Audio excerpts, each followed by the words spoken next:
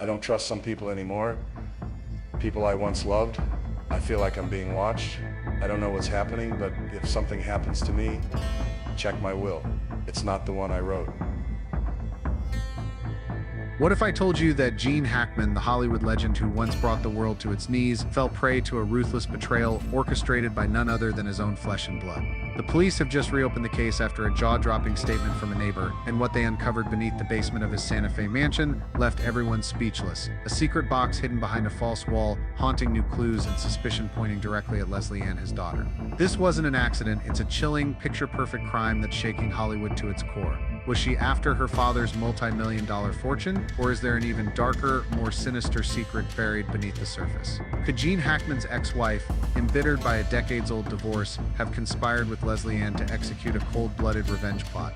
What lies inside that mysterious box in the basement? The answer might leave you stunned. Are you ready to face this truth? Join us on this gripping journey, a quest for justice for Gene Hackman.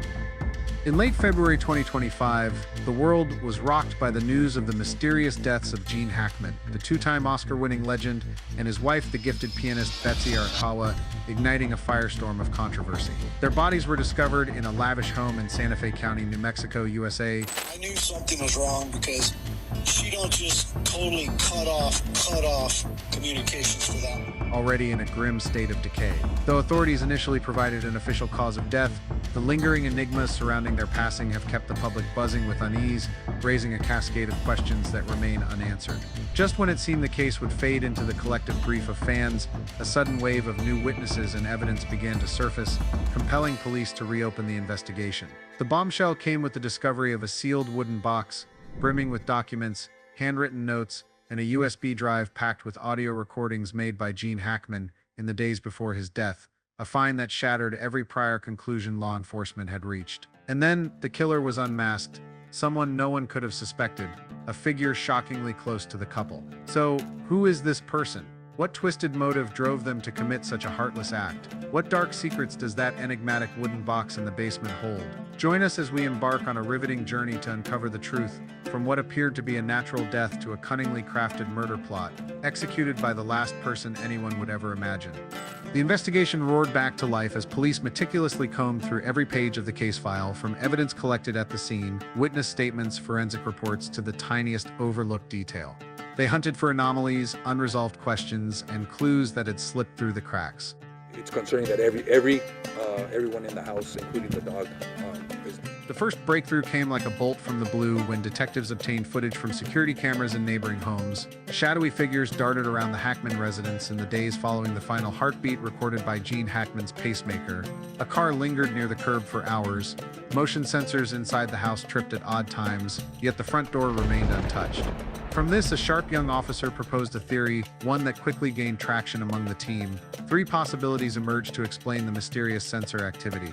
First, it could have been the movements of the two surviving dogs roaming freely inside. They might have triggered the sensors while padding through the living room, hallways, or near windows.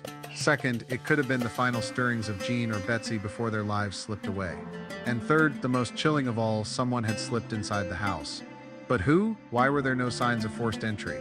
Could it have been someone so close to the couple that they possessed a key or knew of an alternate entry like a window or a hidden passage? After painstaking analysis, the police discarded the first two theories, the dog's movements and the victim's final actions. Neither could account for the strange patterns in the sensor data or the eerie circumstances of the deaths. The first theory, that the dogs triggered the sensors, fell apart under scrutiny. If Gene and Betsy were already dead, the surviving dogs would likely have acted erratically, barking incessantly, racing around, or clustering near their owners' bodies, not casually wandering through unrelated areas of the house.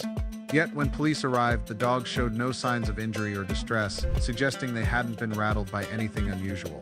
The second theory, that the sensors captured Gene or Betsy's last movements, crumbled just as fast. If the couple were in critical condition or nearing death, their movements would have been feeble, confined to a small space, not sprawling across the living room, hallways, or near windows.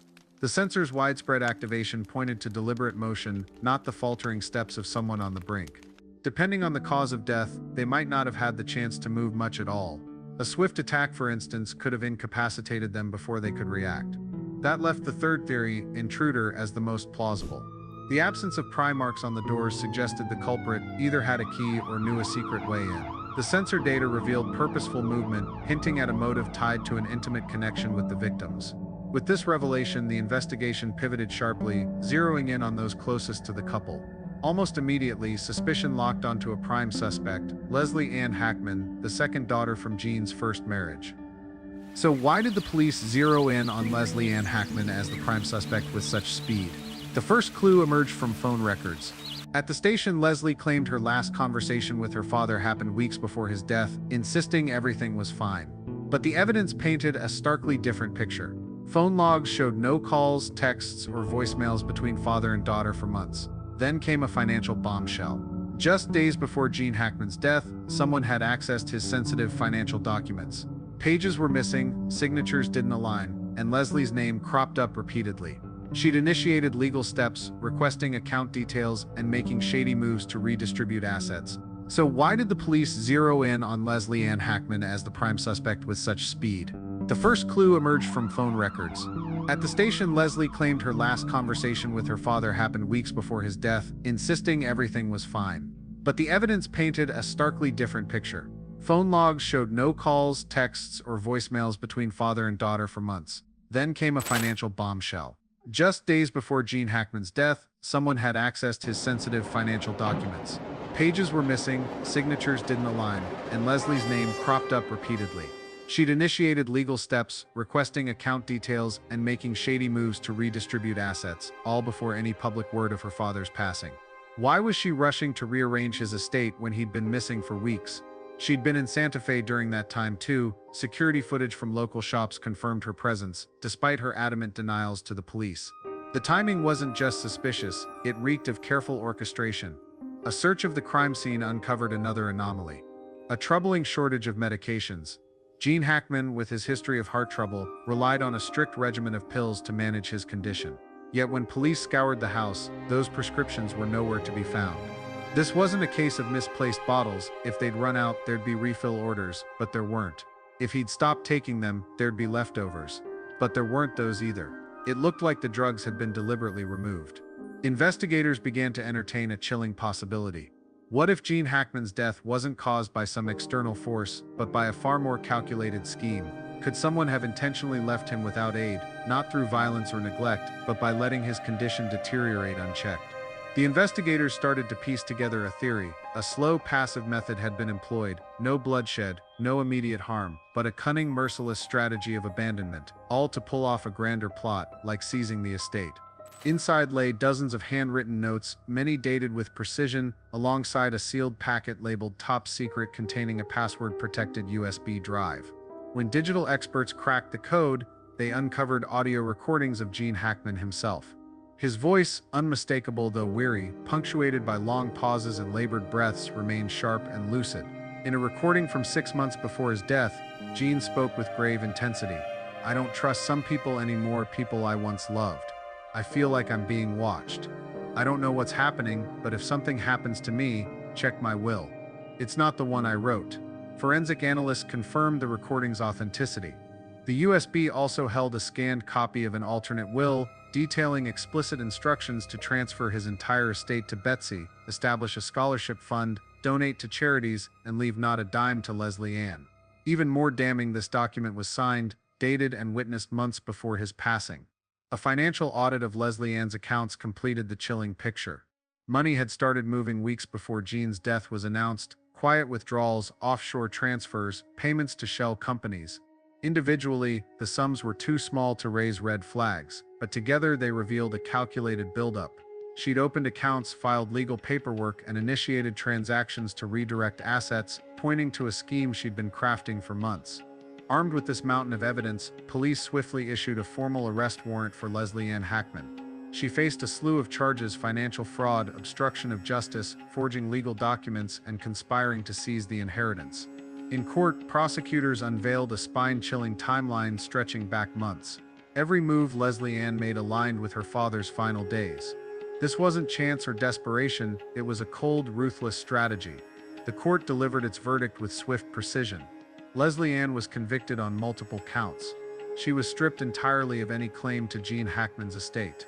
All the funds she'd siphoned off were seized and redirected to the charitable causes Gene had quietly championed in life. Reflecting on this tale, a shiver runs down the spine at the brutal truth it reveals. Greed can twist even the closest loved ones into enemies. Gene Hackman and his wife didn't merely succumb to illness or fate, they were undone by betrayal from within their own bloodline. Gene's life stands as a haunting testament that no amount of fame or wealth can shield us from the invisible daggers wielded by those we trust most. This isn't just a family tragedy, it's a stark warning to us all: tread carefully among those around you, for sometimes the greatest danger lurks in the one we least suspect. So what do you make of this heart-wrenching end to Gene Hackman and his wife's story? Gene Hackman spent a lifetime delivering unforgettable performances to the world. Yet his final role seems to be one he never signed up for, the victim of a crime orchestrated by his own daughter. What a sorrowful curtain call for the legend that was Gene Hackman. That brings today's video to a close. We want to extend our heartfelt thanks to you for sticking with us and supporting our channel. It's because of viewers like you that our content keeps getting better. What are your thoughts on Leslie? Does she feel any remorse, or are there still secrets waiting to be unearthed? Drop your opinions in the comments below. If this story gripped you, don't forget to hit that like button, subscribe, and share the video.